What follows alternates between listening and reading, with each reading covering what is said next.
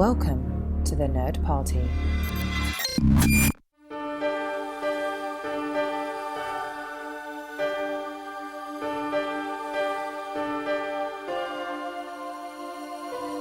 Hello and welcome to another episode of Missing Frames. This is the podcast where we watch all the movies we should have seen by this point in our lives. I'm your host, Shawn Eastridge. We're hanging out on the Nerd Party Network, a collection of podcasts dedicated to all things entertainment. Check us out at thenerdparty.com and make sure you're following us on all social media platforms. It's just at the Nerd Party, and it's at Join Nerd Party on Twitter. And I am excited today to invite a dear, dear friend of mine. Not only is he a beautiful human being, he is a remarkable filmmaker, and just he's a remarkable soul. He inspires me every day. That is Mr. Miles Levin. Miles, welcome to the show. Thank you for having me. Well, this is your first time. We've known each other for years, and this is the very first Missing Frames you've ever done. How is this possible? These are the missing frames in my life. These are the first missing frames. The missing frame in your life was being on Missing Frames. That's right. Now the circle saga continues. The circle is complete. The saga, the circle is unbroken. We were I think kind of both quoting Star Wars, even though I don't think the saga is complete is a specific Star Wars quote. I'd like to think it can qualify as one. Yeah, it's close. It's close. We've been talking about doing an episode. You've been, and to be fair, this is my bad. I've just been slacking, and I've been a terrible, terrible friend. You've been wanting to do. Yeah, I'm glad you agree. Yeah, you jumped right on that.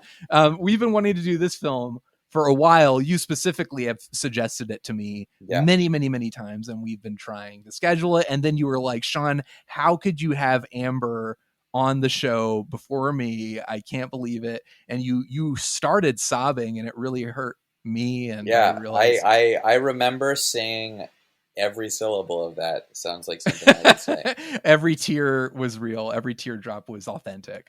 But you are a fan of this film, a film I have not seen all the way through, which is the Sandlot. I think it was 1993.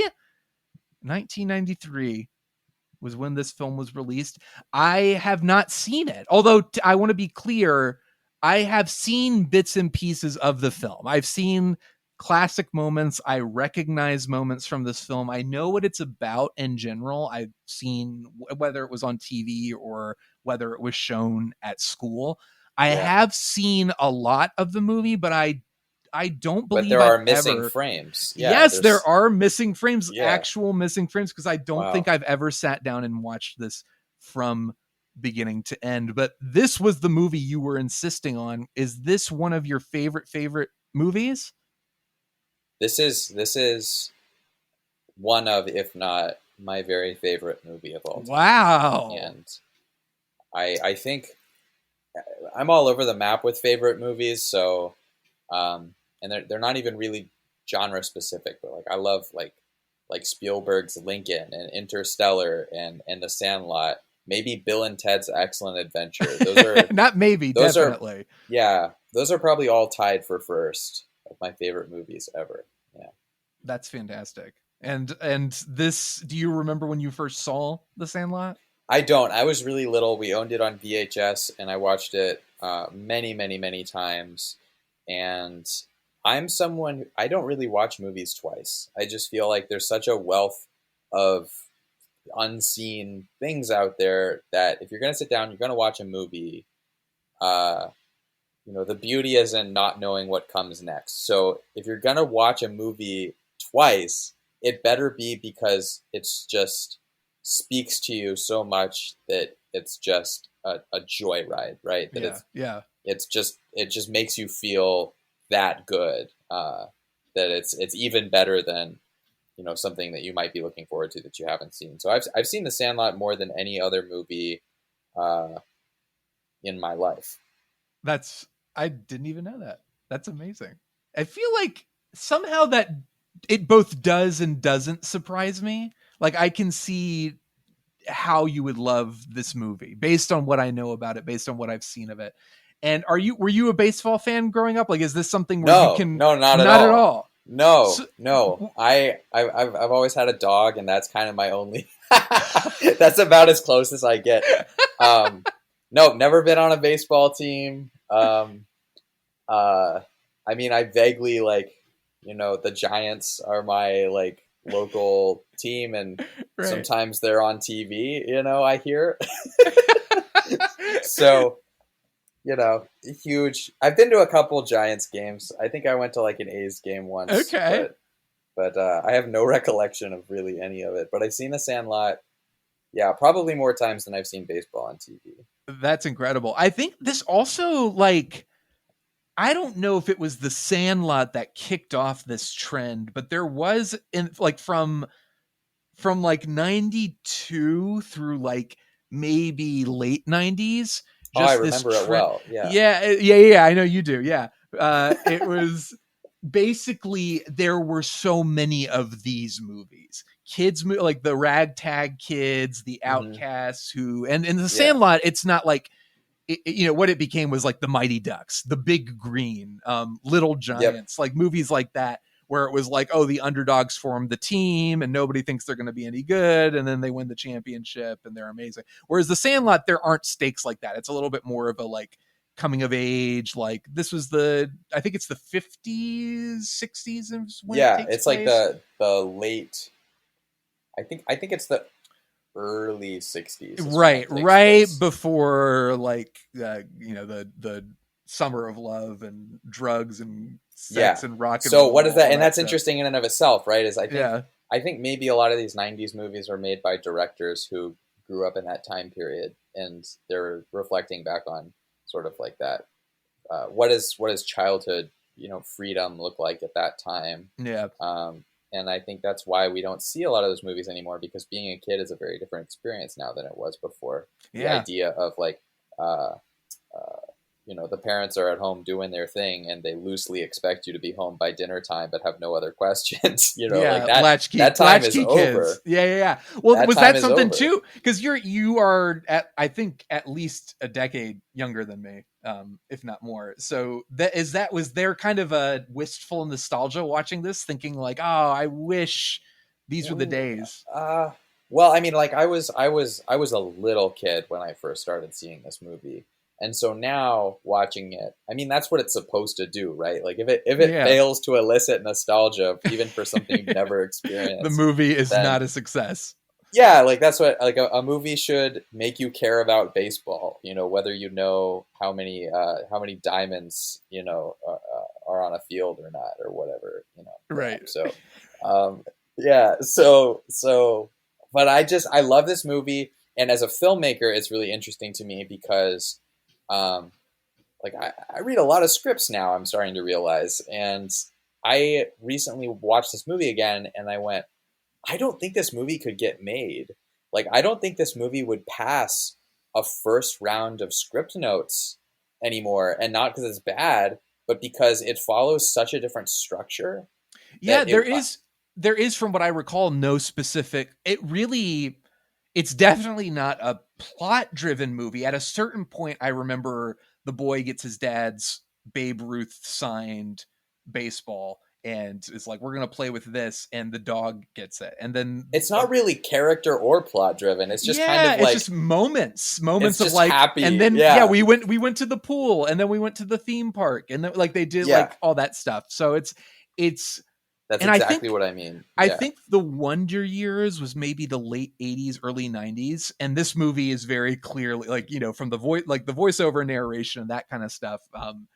I think taking a cue from that, but then adding the specific sports angle of like summertime playing baseball. And again, I don't remember the exact timeline, but there is a part of me that feels like this. And I wonder if was this a success? It was shot for $7 million at the time, and it made 34 million. So it was a hit. It was a pretty Wow.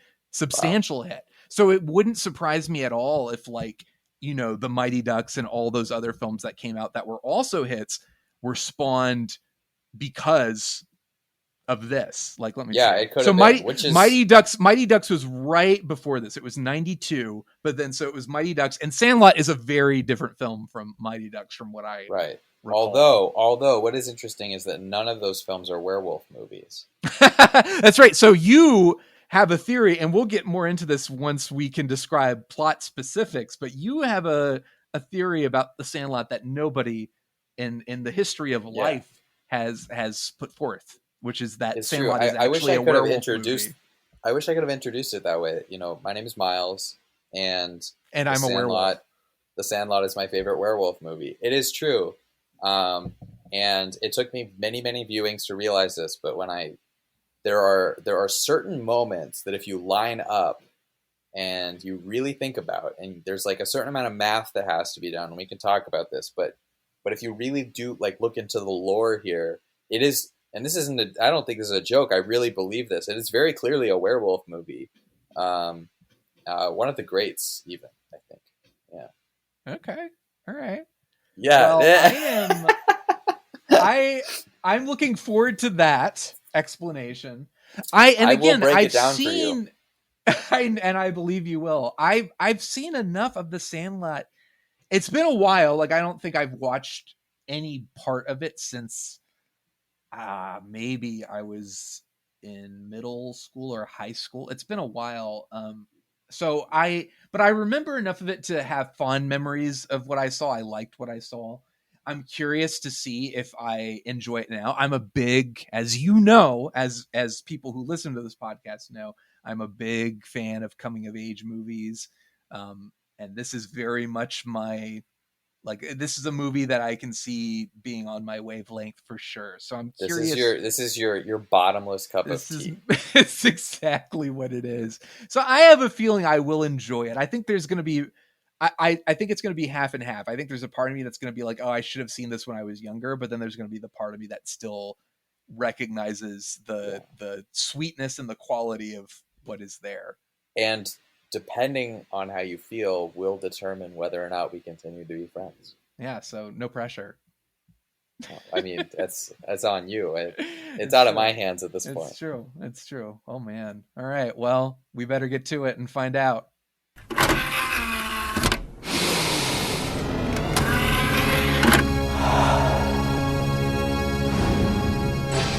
Now available to own on video cassette. All right, we are back. Miles, I thoroughly enjoyed The Sandlot. It is a lovely film. It's incredibly. We can still be friends. Yeah, I knew, great. And that was my greatest fear, is that this was gonna, put a pin in that. But it will. The friendship will live on. I'm happy to say. I do wish I'd seen it as a kid. Like, I wish I'd seen more than just the bits and pieces. I think if this was a film that I'd grown up with, I would love it and like fully embrace it the way many people do. But that said, it's much better. This does not fall into the category of films that you need to have grown up with to enjoy. I think I mentioned I'm a little concerned the friendship actually may not survive this. Well, I mean, this will be great to get it on record. Like, if this is the moment our friendship ends, we will always have an audio recording. I'm gonna have some pretty mean things to say about Star Trek if this continues. That's okay. I understand. So I think, I enjoyed it. Like, it's definitely, as far as the nostalgia kind of 1950s, like, a lot of this stuff has been done before. And this movie doesn't have, I think, the depth of a film like Stand By Me, which it is definitely taking a bit of inspiration from. But that's not necessarily a bad thing. Like, that's a personal thing on my part. Like, I watched this and I'm like, oh, I wish there was a little bit more emotional oomph to it for that coming of age stuff. They try to do it with the stepdad plotline, but they don't quite stick the landing.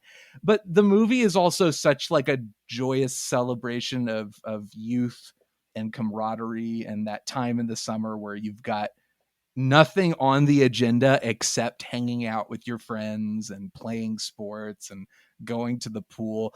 That stuff, the more kind of leisurely stuff, was the stuff I loved the most. And I don't think that surprises you at all. Like, the stuff that's less plot driven is the stuff I really enjoyed. And I loved the stuff with the dog, of course. But I think the stuff of just them hanging out, the random like rival kids, the bullies who come that they have to play against, going to the pool and hitting on the cheerleader, going to all that stuff was my favorite stuff. And if there's a true strength to this film, I think it's the cast. I think with kids, absolutely. Well, go ahead. What do you think? I mean, it's just a stellar cast. The other thing is the score. It's one of my favorite movie scores ever. David Newman, and I know he's done other stuff. Hold on, you keep talking. I'm going to look it up. Yeah, I mean, I said before, I think it's really unusual. I don't think a movie like this could be made today. I think that it wouldn't stand up to what we expect to see in a script. Elaborate on that a little bit. You think it's just the structure? Yeah, like usually there's like a fun and game section, a solid 10, 15 pages of characters meeting each other and having fun and stuff. And that's like more than the whole first act of this movie. Even two acts perhaps of this whole movie is just the fun and games. And you could argue like that's not a story, but it's not. You could even argue like who is the main character of this movie, and usually that's a death sentence for a story. If you can't keep track of who's the A character, who's the B character, which plot belongs to who, the movie just doesn't make any sense. But this movie is not about one character or another. It's about the group. It's like about the soul of the group. And, and of the time period.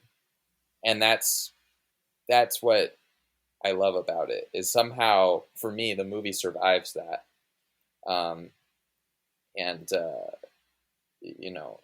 It's just such a wonderful picture of a feling, I think, of nostalgia, even if, I didn't exist in that time.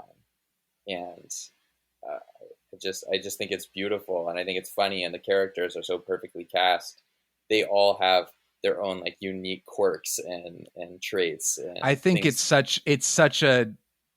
speaks so much to the talents of those kids, because I could see on paper, and real quick, just in case anyone is still curious, David Newman did pretty much like every big movie score, not every big movie, but a lot of like kids movies that you are familiar with through the 90s, like Jingle All the Way. He did the Flintstones movie. He did Tommy Boy, which is not a kids movie, Operation Dumbo Drop, The Phantom. So he did a lot. Just go look it up. It's actually insane. Galaxy Quest is one of the best movies ever. Wow. Back to your point, I think on paper the kids, you could see, or I could see, if this was something I was reading, like the kids don't have personalities. Like they don't really like, they don't all like stand out. They're all kind of the same voice. There are certain characters that could have just blended into the background, but because of the cast and the personality the kids bring to the table,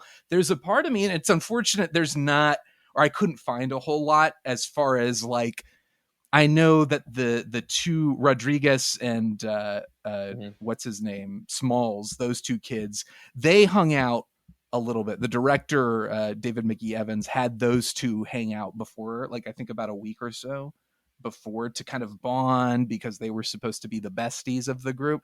But there's such a natural camaraderie, and there's such a naturalism to the performances that I am like, where are the behind the scenes tapes of these kids getting to know each other and going to like improv camp and playing games and stuff? Because it really does, they really do stand out. And with a kids movie starring all kids, if the kids aren't good, the movie can be a nightmare to watch. So I think that's why The Sandlot works for somebody like me who didn't grow up loving it. Did they really send them all to improv camp? No, I just said that because I just assumed that like they spent it. The only thing I could find was that the two, like the Rodriguez and Smalls did. Like they just spent time together, but all the kids are so great. And especially what's his name, the actor who plays Porter, Patrick Rena. Rena. He's fantastic. Did like one other movie. He did The Big Green. Yeah, he was in The Big Green. He was great in that too. Yeah, not as good as The Sandlot. No, and that's what's so interesting is that all of these for being such iconic characters, they didn't really go on to do anything. Like a lot of these people just chose not to be actors or didn't continue, which is so for such a classic movie is interesting to me. Yeah, they did like Rodriguez is in Mighty Ducks. I remember that, and Squints was the bully in Freaks and Geeks. He plays. Wait, are you Alan, serious? Yeah, he plays Alan White in Freaks and Geeks. Oh my god! Isn't that great? That's amazing. You and I love Freaks and Geeks. Yes, so he is in that. That was the other big fantastic. thing he did, and Michael Squints Palladores. Yeah. See, yeah. I mean, this is such a big part name. of, I learned Green Onions on the guitar, and I learned that was like one of the first things I wanted to know because it's really basic, right? Do do do do do do. Yeah. I learned Green Onions on the guitar. You play guitar? I didn't know you play guitar. I attempted. Okay. You're not going to play something. Are you going to prove it right now on the air? Yeah, air guitar. And then I had like. This Magic Moment by the Drifters was like always on my phone, and like I always any girl I just wanted to especially like you wanted to drown yourself so you could kiss them. Just this magic moment, like let's dance to this specific, like I want to relive my Sandlot moment, that's what I want. Being around a campfire, it's like there's like a death penalty if you don't say it. First you take the mallow, right? Then you put the chocolate on the graham. Then you roast the mallow. Then you put the cracker on the graham, and then you stuff. Like you have to do it. You have to do it. I wanted a s'more so bad. I did not eat a s'more while I was watching this film, and I think it really is. It really is. There are many great quotes in this film. I think I knew about You're Killing Me, Smalls. For a while, I didn't know that was from this movie. And our friend Brendan Kelly and his wife dressed up as Wendy Peppercorn and Squints for Halloween. That's my contact photo for him. And what's the other like iconic? Forever was one that I really liked. Forever. Yeah, it's like an endlessly quotable movie. Yeah. And like I said, like I don't watch movies twice, but this is one that I will sit down and I will watch again and again and again and again and again. I wanted to ask you, I don't know if I asked you to go in depth into it in part one, but like it's your favorite movie. And what is it, do you think about it that makes you want to watch it again and again and again? I think every time I watch it, I'm more impressed by it, that I catch something that I didn't catch before. Like, we'll get to how it's actually a werewolf movie at one point. That I catch something, and then like, as a filmmaker, I catch things that I'm really impressed by, like the way a character is put together, the way the story works, or the way the lack of story works. Yeah, like somehow it works despite all the rules, and it's so endlessly charming that I find it to be sort of a lesson, and I usually take a note when I watch it, and I sort of keep that with me. And then of course it's one of those many movies where then they tried to replicate it, and it's just the Sandlot too. Well, I think it's funny, going back to your point about how you couldn't make this movie today. I think there are obviously films being made that are more unconventional, low budget indie films. But as far as a mainstream kids movie, yeah, absolutely. Like you wouldn't get away with this. I think some of the weaknesses of The Sandlot come from what I feel were probably studio notes. Like I can see the studio, saying, we need an emotional arc. So could you fit in the story with the stepdad? I see a world in which those were reshoots for this film, where it's like they don't involve any of the other kids except Smalls. It's just him and his parents, because the parents never interact with the kids. And I could just see that being something they add later on, even though, well, I guess the argument against that is the baseball.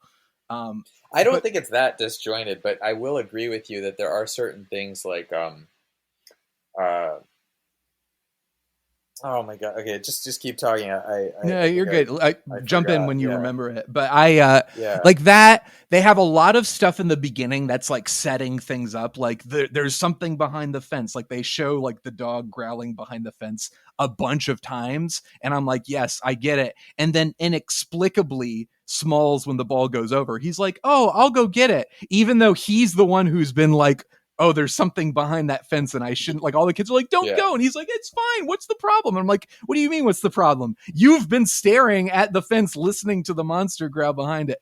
Things like that, where I'm like, that maybe the Disney people were like, or not Disney, I think this is Fox, now owned by Disney. But I feel like a studio head was probably like, we need to set more stuff up at the beginning because it's too plotless. So keep showing that there's a dog behind that fence, and then we'll get to it at the end of the movie. I think so. This is what I was gonna say. Okay. I think that if it was a modern movie, the studio notes would have gone as follows, which is like, all right, like it clearly has to be Benny's story. You know, Benny, his last name's Rodriguez, so like, why is he out on the baseball field all the time? Like, does he have trouble at home? Is he like from a low income part of the neighborhood? You know, like, let's show him with his parents. You know, maybe he has like difficulties at home, and that's why he like loses himself in baseball, and you know, like that's why he wants to be a legend, is because like his dad couldn't be, or something like that. Like they'd have made it like a minority victory story, I think. Yeah. Whereas something kind of beautiful about it, it's almost like there is such a like equitable nature to the characters that none of them take up more space than the other, and it's like, we don't need to know Benny's backstory for him to take charge, and we don't have to, you know, he doesn't have to have this arc This of like, haunted, overcoming his yeah, like, like some like dark home life or something like that, which I think in a modern movie would absolutely be there. I see what you're saying. I think I think there's an innocence when you're that age where you just don't think about it, that I appreciate. The Sandlot is kind of like, they're all here, they're all having fun, and that's it. And on the one hand, I appreciate that. On the other hand, while I don't need the mellow, dramatic, like Rodriguez's dad beats him every night and baseball's his escape from reality, you know what I mean? Yeah, I would have liked murdered the movie. Yeah, I wouldn't have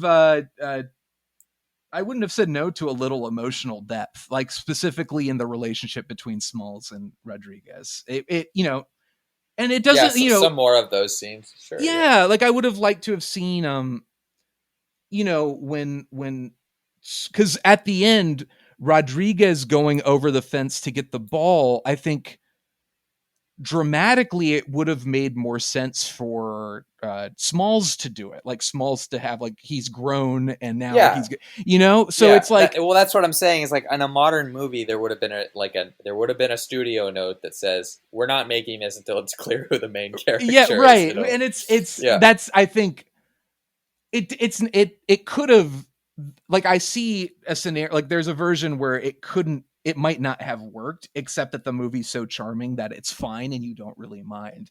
Mm-hmm. That said, it would have been nice to get a little bit more of like some genuine friendship moments. Like, you get a lot of the, like, shallow is a mean word, but it's a lot of like, oh, we're hanging out, we're making s'mores, we're going to the pool, and we're in love with the girl, but it doesn't go deeper than the surface. Like, these kids are bonded by baseball and the fun they have, but it would have been nice to get a little bit more Stand By Me emotional depth, where these kids... It's so funny you bring up Stand By Me, because I don't feel the same way about Stand By... Like, I remember watching Stand By Me and going, like, feeling so underwhelmed by Stand By Me. The reason I keep bringing up Stand By Me is because it's like a film that takes place in the 50s that features like a group of kids living in that era with voiceover narration that's bookended by present day scenes, and with a great soundtrack and like tragedy, like though. It's a different movie. It's not, The Sandlot is not Stand By Me. The reason I keep using Stand By Me is because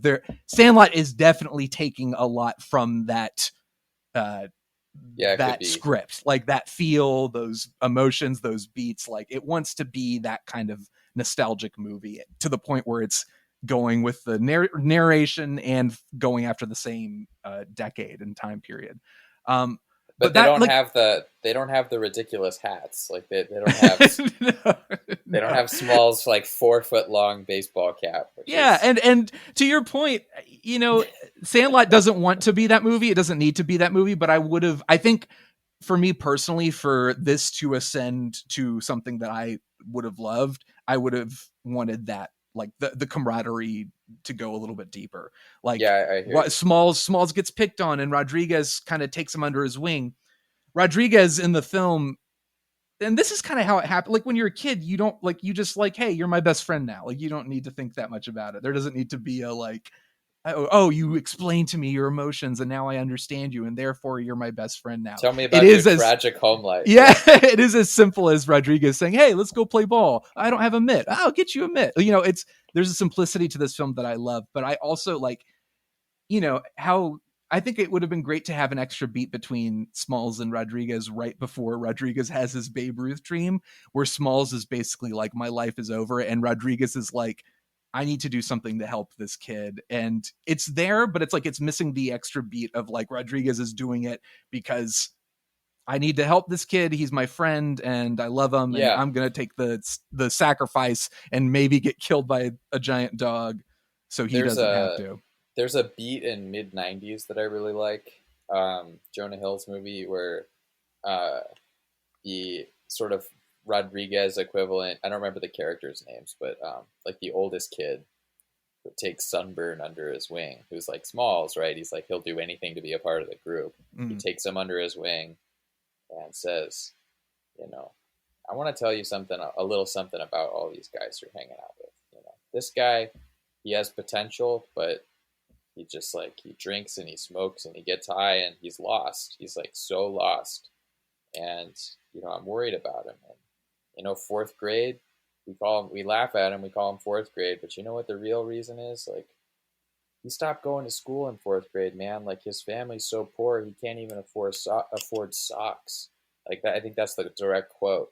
Yeah. And it's sort of, I think that's the kind of moment that would have been cool in the Sandlot to be like something. And this is a very innocent, simplistic, nostalgic film. And simplistic, I don't mean that in a bad way, but it's, I think somewhere between this and mid 90s, it could have used a couple more of those moments and really kind of cemented the bittersweet nature of childhood and growing up. Because the movie even has at the end, again, this is ripped from Stand By Me, but like this is where this person ended up. This is where that person ended up. Oh God, this I is love where that. This person ended up. I love that. And ending. it's not, I'm not complaining about it. Like I think it's great, but it doesn't like, typically that is kind of, it's like a thing that is implemented to showcase kind of the like, childhood, it's gone forever. And this, it's more of it's a fun thing. It's a device that they use for fun versus kind of the like growing up, you're never a kid again. Like life goes I disagree. on. I think that's exactly what it's about. Okay. I totally think it's exactly what it's about. It's like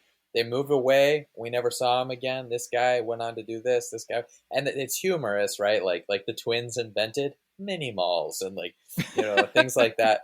But it's the visual of the kids disappearing, and then the baseball diamond stays the same without them. It gets left behind, and then in the second one, it's it's like aged, right, with the kids who took care of it and were there every day, being there, and then the girls come and they spoil everything by putting grass on it. You have seen The Sandlot too. I have seen The Sandlot. Oh my God! All right, I want to hear your thoughts on that. No. I want to hear your thoughts on this in a little bit. I just like the feedback on The Sandlot too is just like, if you read it anywhere, there's like they ruined it by putting girls in it. Like it's about like that's probably the least of that film's problems. It's like I don't think that's it, but that was like it's the most noticeable difference because the first one is about what it's like to be a boy, right? Yeah, so they expanded that. It's like, well, all right, now it's like boys and girls getting along and like having to accept each other and like learn about each other and get along with each other, which is nice. But it's like, while it's not the issue with the movie's story, it's the thing that like stands out the most. So if you don't like the movie, like that's why you'll see that's the thing. Reviews just like, why'd they have to? They think they're doing something nice, and they're like, girls are icky. Girls are icky. Yeah, it's a girls are icky story. How do you feel about the stepdad stuff in this movie? Oh, see, I like it. And I don't think, like, again, he's such a small part. He just bookends the story. But I think that's fine because the story is about a place outside of the house. So the movie takes place completely outside of the house. It's about him trying to find his place in his new town. And so when you have the stepdad, it's like his what he learns outside and sort of like growing up and like making friends and gaining his own confidence and stuff like that is the core of the story. So the stepdad is just like the opening and closing image of his introduction to baseball. So at first he can't play catch. He doesn't know, he wants to connect with his dad, but he doesn't really know about or care about baseball, especially. And then he comes to really care about baseball and then to really appreciate his stepdad's obsession with his special baseball collection, right? And then he contributes toward it. And so I think that's like the role of the stepdad. I think it would have been a waste of time to go back and like show him like trying and failing to connect with his stepdad in the middle of the movie. Like, no, let's go to the circus or whatever and chew Big Chief. Like that's what this is about. That's what the movie's really about. Yeah. Well, the reason I ask is because I feel the same way. I didn't want the stepdad in the middle, but I also didn't need, again, that's a Stand By Me thing where it's like the son has an estranged relationship from his parents, but it's because the son, his older brother, who was the superstar, died, and he's like the runt, and the parents don't like him or appreciate him. So there's this estrangement there. Again, emotional depth. But in this, it's like I don't. And this is gonna get really nitpicky, and people listening are gonna get really annoyed with me. But it's like, why is it a Miles loves when people hate me. It's one of his favorite things. I just like to watch. You just like to watch. Yeah, no, I was gonna say, well, it's like, why does it need to be a stepdad? Like, couldn't it just be a dad like that? He has it just like that. You could have made him the dad and just had like, oh, the dad doesn't like his son that much because the son is growing up to be kind of nerdy instead of the baseball player.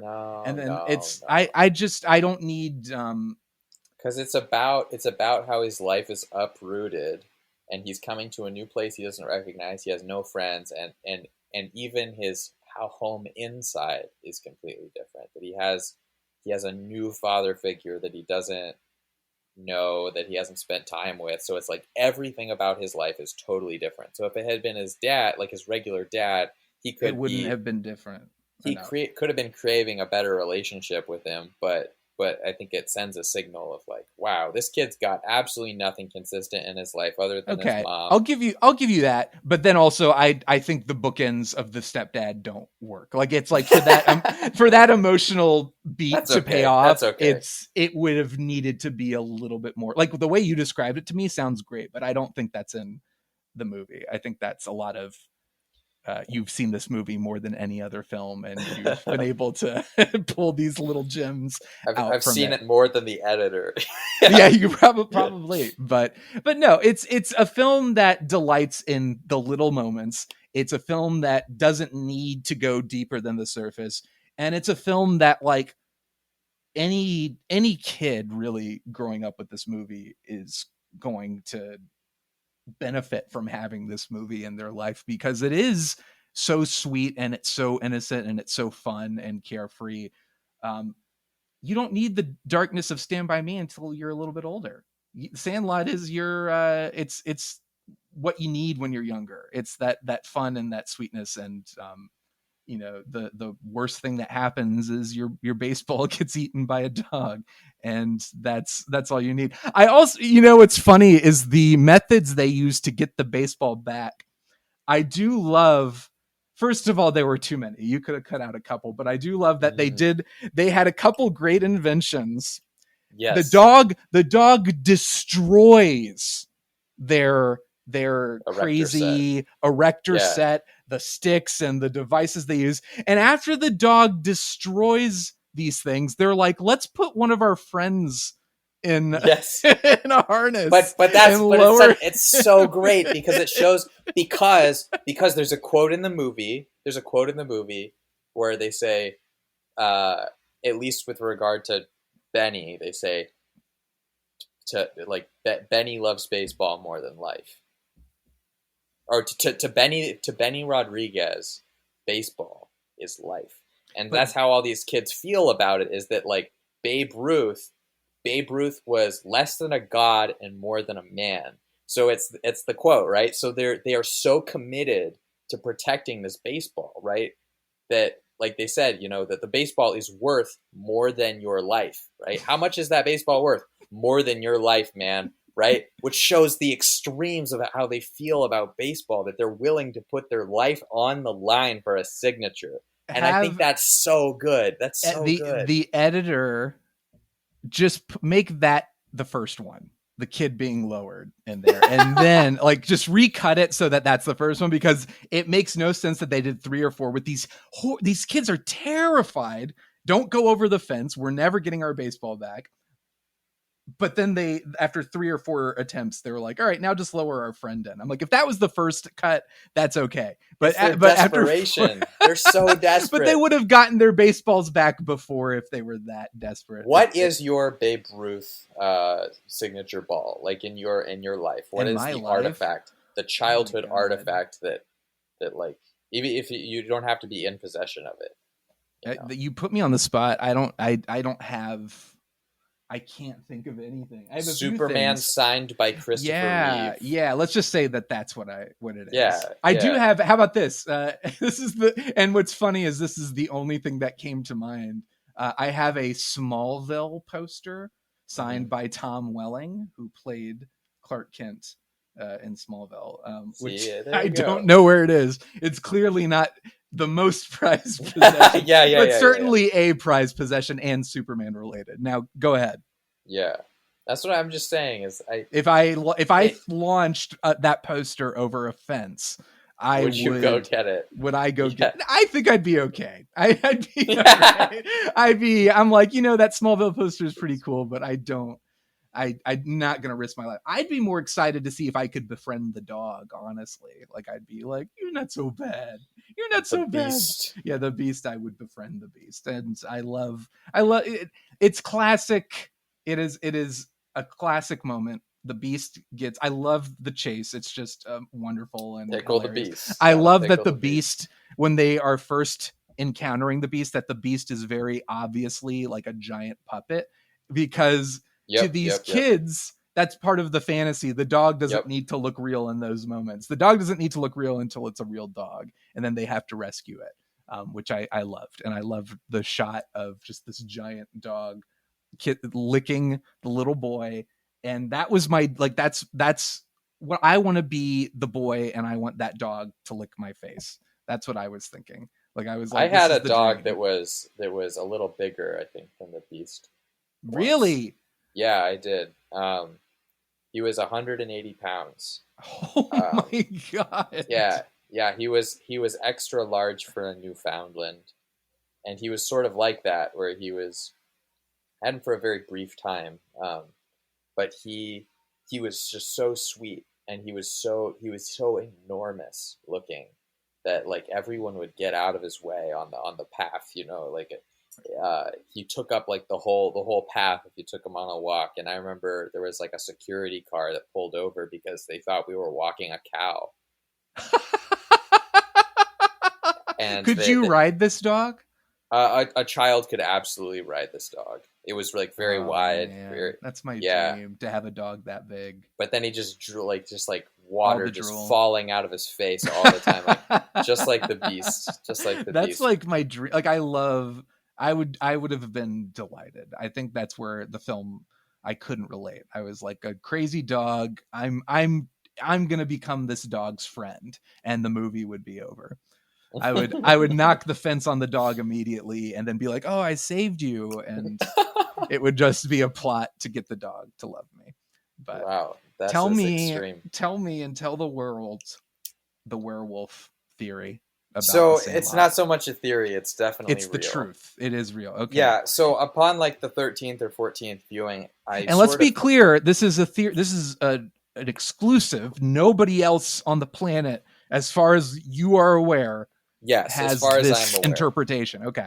And I'm really serious about it too. Like sometimes fan theories, you know, they're just like fun to think about. But this one, I really think this is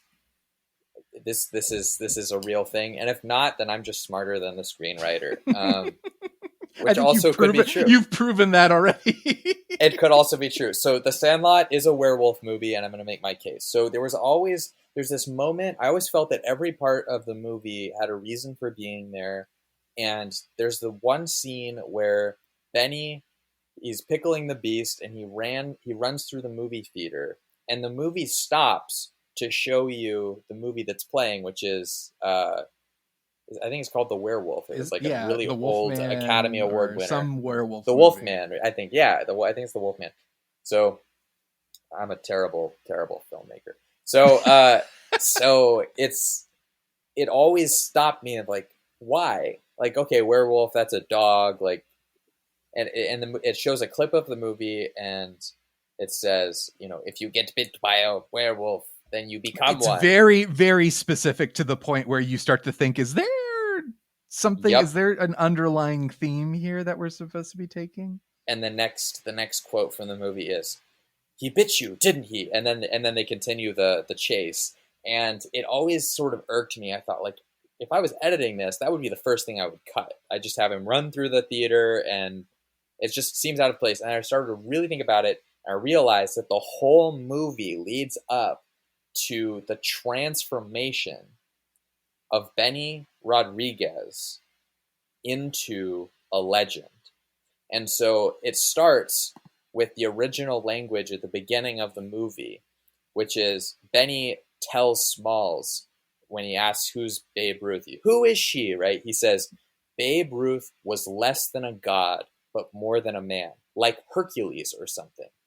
And then we learn the name of the dog. The dog's name isn't the beast. The dog's name is Hercules. Mm-hmm. Less than a monster, right? But he's also more than a dog. He's a legend. And the story that they tell, they call it the legend of the beast, is what the story that Squints tells. Okay. When Benny has his dream with Babe Ruth coming into his room, Babe Ruth says, you get one chance in your whole life to be a legend, right? It comes by and it spits on your shoes is the words he uses. Right. It spits on your shoes. That's like the only time you have an opportunity for greatness, right? So then he's running away from the beast, and he runs to the movie theater, and we see that sequence about werewolves. Mm-hmm. And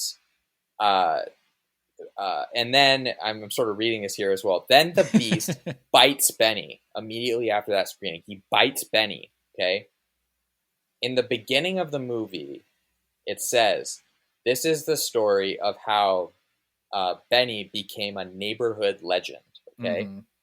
So he bites Benny, and then they have the whole, ending sequence, and then it shows Benny all grown up, and he's playing baseball, Benny the Jet Rodriguez, mm-hmm. in the MLB, right? And he has a jersey on. And what number is he wearing? Number 3, mm-hmm. which is Babe Ruth's number, right. Okay? So now we're going to do a little bit of math. First off, Benny, right. You Benny do the Rodriguez. Math. I don't want to do any math, please. Benny Rodriguez is BR, just like Babe Ruth. Okay. The Beast, they say, the Beast lived to be 199 years old in dog years, which makes no sense because there's no way, even when you make that translation, it makes the Beast like way more than 20 years old. It's impossible. Babe Ruth lived to be 53. In dog years, it translates to like 8 years. Mm-hmm. Okay. When Squints is telling the story in the treehouse about the legend of the beast, he says that this story started about 20 years ago. 199 dog years is 28 human years. So Squints is off by 20. 8 years is the average lifespan of an English Mastiff. Mm. Okay, if you go back 8 years, it's about the time when you see the year of like you can tell which year it is because of when they're like they have the whole cake ceremony and stuff. It says the like July 4th something, right? Which is roughly the year that Babe Ruth died. So the Beast is is Hercules, just like Babe Ruth. He's the reincarnation of Babe Ruth. He bites Benny, and Benny becomes the new Babe Ruth. It's a werewolf story. I'm into it. It's there's just too much data. This needs to go somewhere on a trivia page, on Wikipedia, on the internet. It needs to blow up, and it needs to be addressed by the filmmaker David Mickey Evans. If you're listening, and I know you are, we need a confirmation. We need an affirmation. I got something wrong. Okay, so Babe Ruth does not die. Scratch that. Okay. Babe Ruth doesn't die it died in 1948, which is too soon. But if you count on dog years, then it ends up being. Then it's correct. Okay. All right. I followed about a percentage of that, but you seem convinced, and I'm so convinced me, and I'm into it. Take the math out of it. Babe Ruth. I would love to do nothing. Hercules shares the name with Babe Ruth and the dog. Yes. The dog is a legend. Babe Ruth is a legend. The legend bites the legend, and it transfers the legend power into the next big. I'm into it. I see it. It's not. Absolutely. It is not crazy. I think you're onto something. Speaking of onto something, I've no intention of ever watching The Sandlot 2. Ever. That's kind of sexist, I think. It's definitely. It's just because there are girls in it, and I can't stand that. I need you to tell me, is The Sandlot 2 basically the same movie but with girls in it? Like, do they do a lot of the same things? I just remember. Yeah, I remember there's sort of like a weaker version of everything that happens. Yes, in the first one, like there's a pool party, where they have a. I think that the girls live like where the Beast like that property gets renovated or whatever, and then they live there, and they have like an outdoor like stand-up pool, and they invite the boys over, and they all like have a pool party, which is sort of like a less interesting version of what goes on at the like community pool in the first one. It's just like a lot of that. There's a dog in it. James Earl Jones is in that one too. I don't even remember that. It was written and directed by David Mickey Evans, the same guy who did the first one. That's so sad. It's not. He probably made a lot of money. He basically wrote the same movie again. It even says, like Benny Rodriguez from the first movie, David decides to go over the wall to retrieve. I guess it's a model. It's a spaceship. A space shuttle model that was built by a character's father. So Sandlot 2, I will benefit from not watching. It has Uma Thurman in it. Does it? No, it doesn't. No, it does not. Oh, that just you're came lying up to me. What did you type in? I don't know. I'm on Letterboxd and I typed it in. What? A decade has passed in the small town where the original Sandlot gang banded together during the summer of 1962. Okay, let's do the math on Babe Ruth there. It's 1948, 1962. God. What's the conversion there? Don't ask, please. I don't want to think about it. Just the more you say numbers, the more you 20 minus say add, 6, subtract, multiply. Is 16. It hurts. 20 minus 6 is 14. I wonder, what would make me sad is if the mere existence of Sandlot 2, which is enough to make me miserable, just that it exists. If its existence somehow refutes or denies your theory, like somehow its existence cancels out your theory for some reason, that would make me sad. That would be the worst crime it would be bad enough that it exists, but that it ruins your theory as well. Yeah, 199 in dog years. So the Babe lived to be 98 in dog years. So he's short by about 100 years. Okay. 102. How are we still talking about this? I thought we agreed that you're right. 14, like, it's a good 14 years. Okay. Yeah. Yeah. So it's a difference of 14 years. So I'm right. You are right. I never doubted you. Wait a second. A campy romp back to the dugout where 9 new kids descend upon the diamond. God. I don't want to discover that a descendant of the beast lives in Mr. Myrtle's backyard. Oh no! They changed the name too. It's the Great Fear. Yeah, just reading this description depresses me, and it just depresses. I thought this was like some knockoff where like a D-level filmmaker just like made for TV, but it's the same guy. It's the same filmmaker. And the kids look the same too. Yeah, like you have a kid that sort of resembles Porter, and you got like the tall, skinny kid. Yeah, the small kid. And there was a rumor that all the original guys were going to come back for a third one. I mean, do you? Oh, there is another one. There's The Sandlot Heading Home by William Deere in 2007. A successful professional baseball player gets his ego in check via an unreality check where he travels back in time to his boyhood Sandlot playing days. Wow. What? I know what I'm doing tonight. What? This is... I can't... No. Please stop. Please, it's ranked slightly lower than the Sandlot too. Please, I don't want to know about any more Sandlot sequels. That the fact that there was a second one was bad enough, but the fact that there are more. Now, look, if you'd made a second Sandlot with the same cast, like a couple years after the first one, like that would be one thing, but not these. No, don't tell me. I'm already like you're breaking my heart. You're killing me. There's one cool thing about the Sandlot too. Which is, in the Sandlot one, he takes off his shoes and he puts on PF Flyers. Yeah. Right? And the second one, the kid's already wearing PF Flyers. He takes them off and he puts on Converse. There's this nice little like transition of like pop culture from one generation to the next, which I thought was brilliant. That's a good, brilliant filmmaking. All right. Well, what else? Is there anything else about the Sandlot that needs to be said?